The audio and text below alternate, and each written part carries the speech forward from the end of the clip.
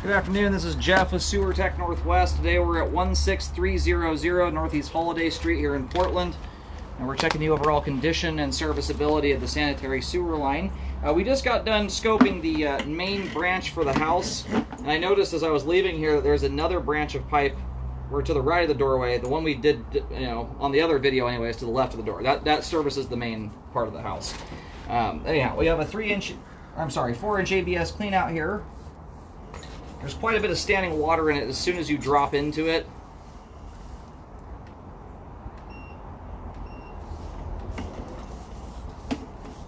Zeroed out there and off we go. And I do have a sink running just inside the wall here. It looks like an added on part of the house where the garage probably used to be. Another belly here. These are pretty significant bellies. You've got inches of standing water in the line. And you can see all the buildup that's occurring, how dirty that water is there.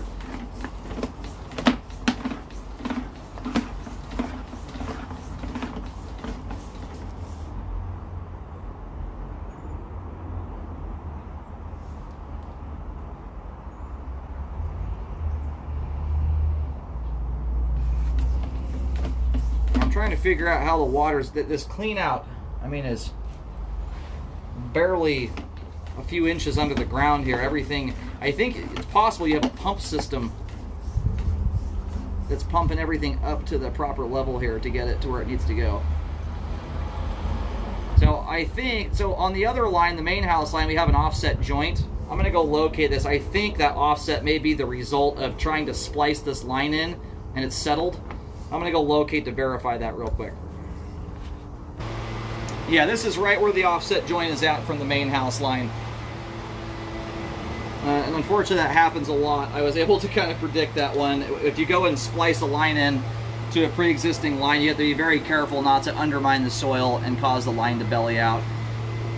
So anyhow, that's right where that ties into the rest of the house there, where the offset is.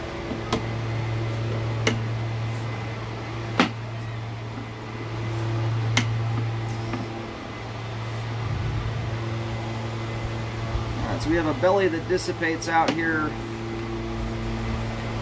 at about 29 feet.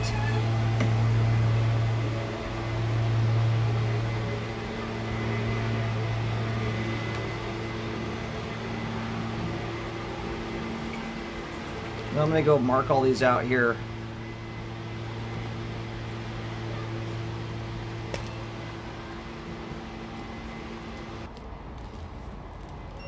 The line looks like it turns and cuts right underneath the front patio. We're out from underneath the patio at this point, but you're about 1 foot 4 inches deep there.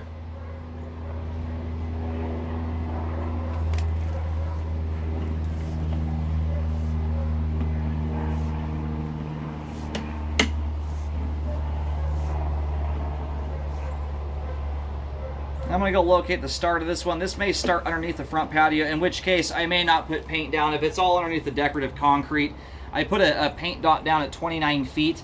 But if this is under the stamped concrete and stuff, I'm not going to paint. They're going to have to do their own locates. They'd end up doing repairs on this, when someone for sure knows they want to do a repair. But you have a fairly significant belly here that runs from 20 to 29 feet. This one's holding between 1 and 2 inches of standing water. At 1 inch is where I generally start recommending repairs, and this certainly has buildup in it too, so it looks like it is struggling to drain out at times. It doesn't appear to have backed up based on the lack of debris evidence here in the line. In fact, that belly looks like it's almost continuous. Yeah, it is continuous with another belly. So if I can put a paint dot on either side of the front patio here, I will do that. It's gonna be a very limited amount of paint though. I get yelled at if I paint on pretty concrete. So it actually runs here from about 9 feet to 29 feet. You've got a tiny little break in between. It's basically one continuous belly. All right, so I put a paint dot, and I'll show those on the camera. It starts just before we're going underneath the patio.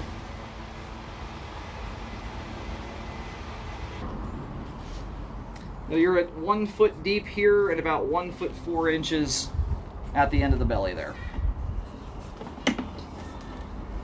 And I'll show that marking here in just a moment.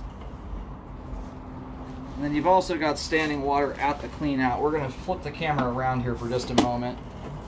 And it's a bit. You've got 1 to 2 inches. So I mean this almost this entire line here I would recommend redoing. And honestly, when you've got that much standing water, sometimes that's your only option in order to actually attain proper slope and grade again.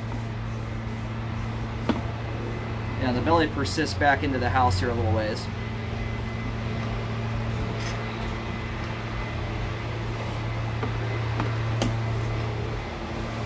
So really, with the amount of stuff that's going on here, with the amount of bellies, I realize you've got a couple little tiny breaks in between where the line drains off. Most people that are going to want to do repairs on this are probably going to want to redo the entirety of the line, because when you have bellies going back inside the house, now it's a problem with the entire line's grade, not just a part where it's settled. It's possible this was built this way, and that was, I don't know if that was the best that they could do, but I'm going to recommend this entire branch be repaired, from going 3 feet back inside the house all the way out to 29 feet. So I guess not the, yeah, basically it's the entire thing. You've got just a little bit in between that doesn't have standing water, and almost the whole thing does. If you decide to do repairs, make sure a rescope is done to check the work. It's very important to do that. So I'll kind of show the route this thing takes here in case anyone's watching this video for a bid. We're right here where the driveway meets up with the house. The line comes out, turns, and goes right underneath the steps. You've got a paint dot right here, and the line goes all the way to the other side. 100% of this is under concrete, goes all the way to the other side, and then the belly ends just before the concrete ends and meets the grass over there.